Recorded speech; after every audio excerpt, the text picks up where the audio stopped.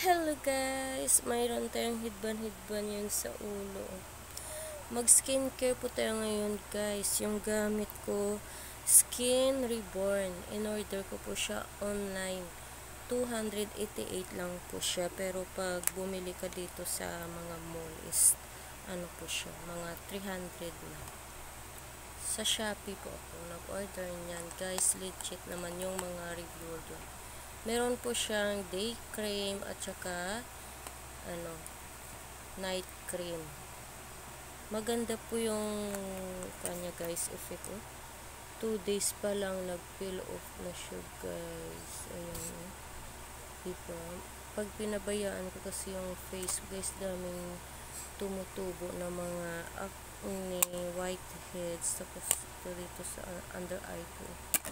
Kaya need ko na talaga mag-rejuvenating guys.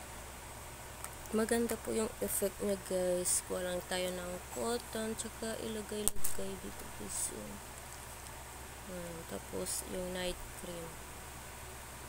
Maganda na po siya guys. Pangit ko na talaga guys pag pinabayaan ko yung face lock ko guys. Kaya need na natin rejuvenating. Try nyo po yung Skin Reborn guys. Hindi po siya ma-update. Tsaka grabe yung effect niya guys. Nire-repair niya po yung skins natin. Ayan po siya. Meron po siyang SPF 50 char. Ayan po siya guys. Thank you for watching.